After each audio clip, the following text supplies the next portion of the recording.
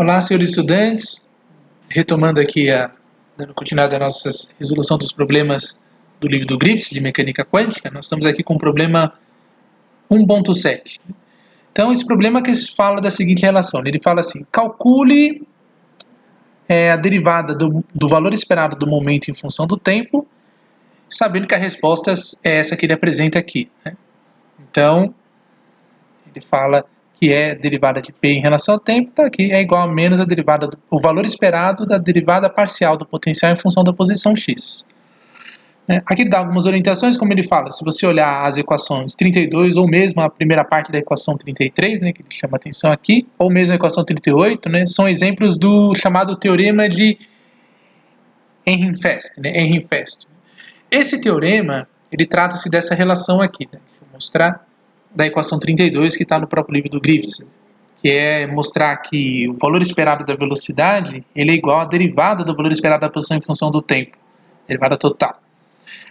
A questão é que esse teorema é válido, você sempre vai constatando que isso acontece, isso já vinha sendo observado no próprio exemplo do problema 1.6, que nós estávamos discutindo anteriormente, né, a questão da integração por partes, mas eu não chamei muita atenção dessa parte, porque, na verdade, até o momento, né, o que se observa é que essa relação é factual, ela realmente acontece dessa forma, sempre acontece assim, por isso que você chama de teorema.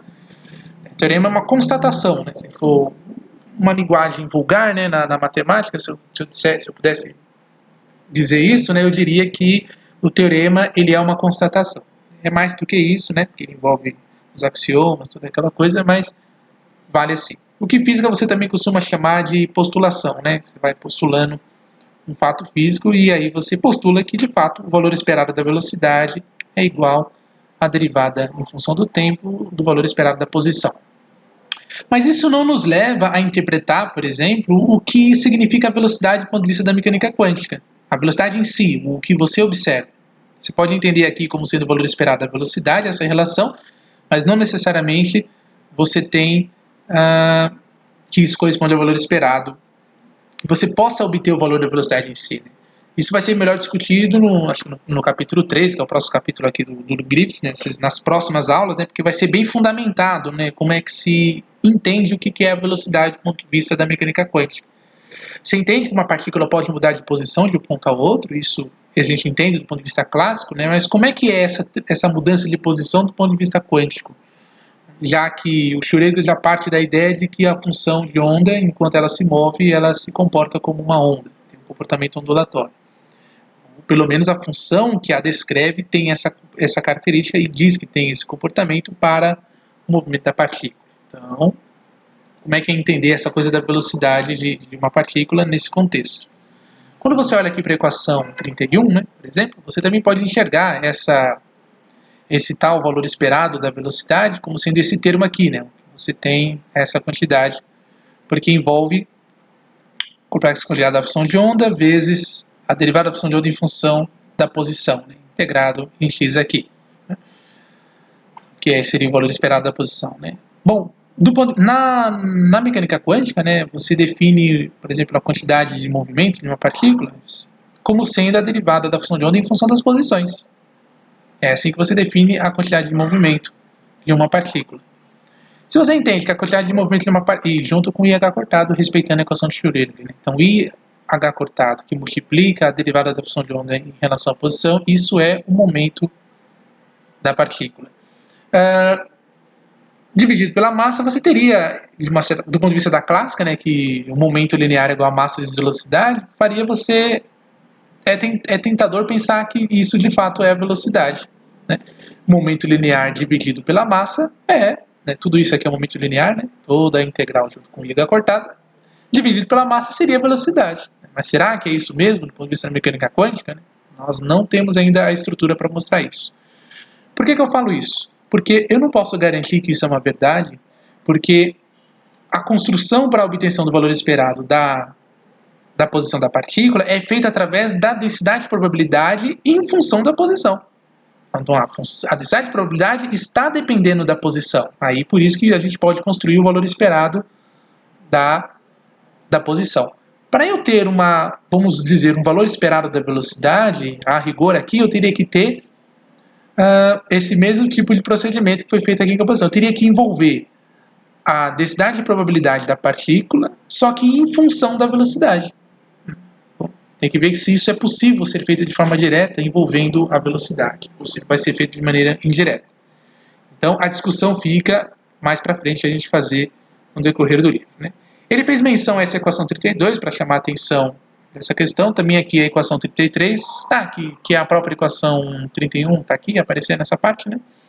A menos da massa, né? A massa aqui multiplicando. Aí você enxergaria o momento linear dessa forma, né? Olha que interessante. O valor esperado do momento linear, ele é a massa vezes o valor esperado da posição em função derivada em função do tempo, que seria a tal do valor esperado da velocidade, conforme o teorema de Ehrenfest. Tá aí, ok. Então, é verdade, é válido você fazer essa relação. E aí você tem aqui, então, também é válido escrever dessa forma, né?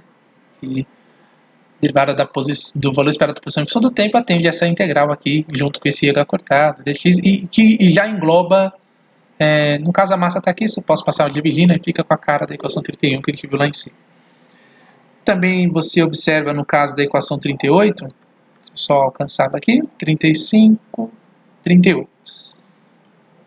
Pá, aqui fica longe mesmo, está aqui, equação 38, tá aí. Que é o que ele quer que você constate, se de fato, quando eu fizer a derivada do valor esperado do momento em função do tempo, se vai obter essa relação. Se eu posso partir do potencial que a partícula está submetida, derivada parcial em função da posição, a menos disso, né? Que, querendo ou não, é o conceito de força, né, que a gente tem na visão clássica, né? Na visão clássica, isso aqui é a medida exata, definida da posição, do momento linear. Quando deriva no tempo, você tem a interação. Essa partícula está interagindo com alguma coisa, né? E aqui a gente enxerga a interação por conta do potencial. Então, uma partícula está numa região de um determinado potencial, né? Imagina, uma carga elétrica está passando dentro de um campo elétrico. Então, potencial interfere no que vai acontecer com essa partícula durante a transição dela dentro do campo elétrico. Então, isso seria um exemplo clássico. E você estende para o quântico também a mesma ideia. Então, só retomando aqui ao enunciado do problema, só para a gente se situar, né? Então ele está de fato querendo que a gente faça esse cálculo, derivada de P em função do tempo, e constatar se de fato bate com a equação 38, que está aqui mencionada. Tá bom? E lembrando essas considerações. Então, vejamos aqui.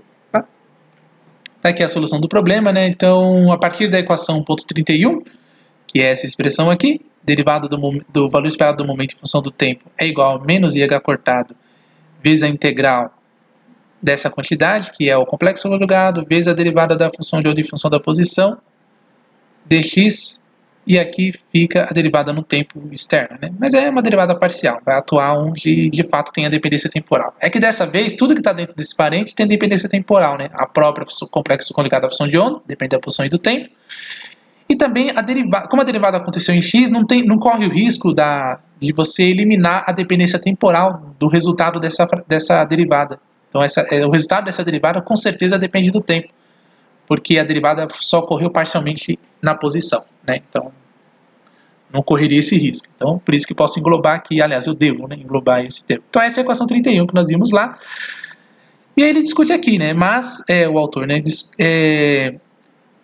observando, né, que você tem aqui a derivada de segunda ordem em função da função de onda derivada em relação a x e em relação ao tempo, seria igual aqui no caso a derivada de segunda ordem em relação ao tempo em relação a x de t.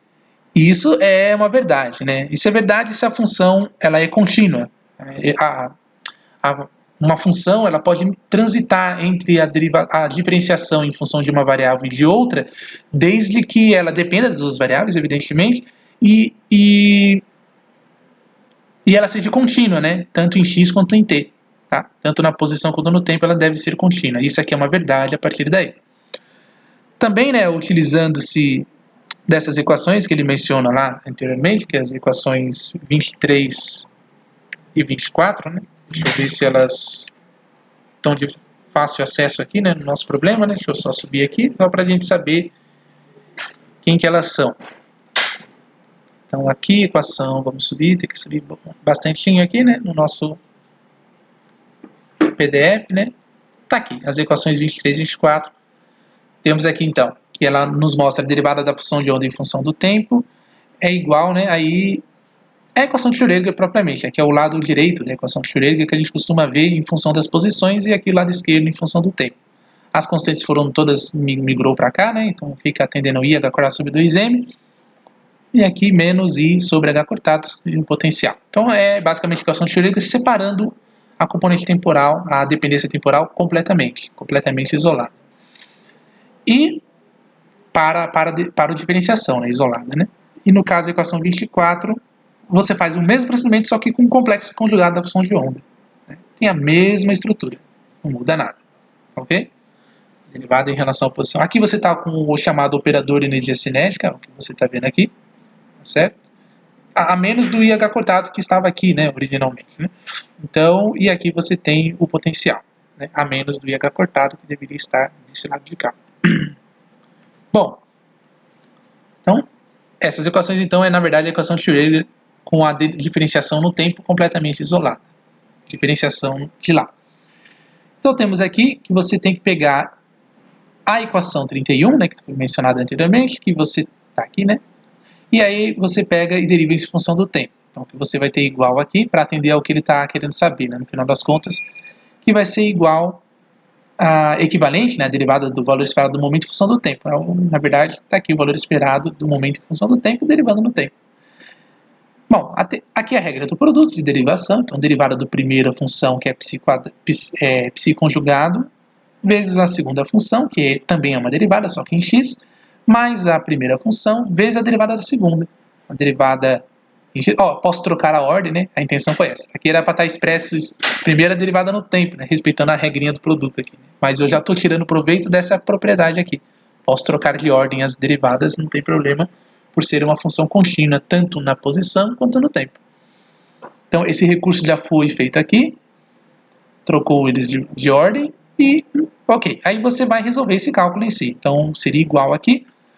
A derivada de psi conjugado em função do tempo é igual aqui a equivalente à derivada no espaço dessa forma, que é o lado direito lá da equação Schrödinger, da equação 23, né? Vamos melhor falar assim. Está aqui. A equação 23 escrita, vezes, né, a segunda função que está aqui, né? Derivada de psi em relação a x. Está aqui, derivada de psi em relação a x. Mais, né? Somando aqui, psi conjugado, então está aqui psi conjugado, vezes a derivada, né? Seria a derivada, respeitando essa regrinha aqui, derivada de psi em relação ao tempo e depois derivada em x. Só que a derivada de psi em relação ao tempo, olhando para a equação de Schrödinger, é igual a esse colchetes aqui. Está aqui, derivada de psi em relação ao tempo. Tá? É a mesma estrutura, tá vendo? Esse primeiro colchetes, só que com complexo, com a função conjugada, e no caso segundo, é a mesma equação de Schrödinger. Ao invés de fazer a diferencial no tempo, eu posso reescrever em função das derivadas que acontecem no espaço, incluindo o potencial. Tá vendo? Então eu fico com uma equação toda em função das posições, mesmo, inclusive os diferenciais. Essa era a ideia. Aqui no caso ainda tem que atuar essa derivada sobre esses colchetes aí. Mas não tem problema. O importante é que não tem mistura de diferenciação, por exemplo, numa variável e diferenciação em outra. Agora a diferenciação só acontece numa mesma variável e todas as funções, né? Mesmo que a função de onda tenha dependência temporal, aí não tem problema nenhum. As derivadas são parciais mesmo, não tem problema. Então tá aqui h cortado sobre 2m, posto em evidência. Não, já se encontrava, né, no caso. E aqui temos psi derivadas de terceiro grau em função de psi, de ordem, né? O termo correto é ordem. Então, derivada de terceira ordem sobre psi em função de x, menos derivada de segunda ordem em função de x de psi conjugado, que multiplica a derivada de primeira ordem de psi em função de x. Mais aqui, né, o segundo termo, temos lá então i sobre h cortado, dá para a gente simplificar, né? Esses termos aqui, cadê? Sim, isso. E aí você tem aqui então o potencial, onde envolve o potencial, né? Então dá para combinar os potenciais. Aí você fica v de psi conjugado, tá aqui, né? Psi conjugado, vezes a derivada de psi em relação a x, tá ok? Que é o que você tem para esse cálculo desenvolvido, menos o potencial, menos o psi quadrado, psi conjugado, perdão, derivada em relação a x do potencial em x. Então é só ir abrindo essa passagem de cálculo que vai construindo essa relação.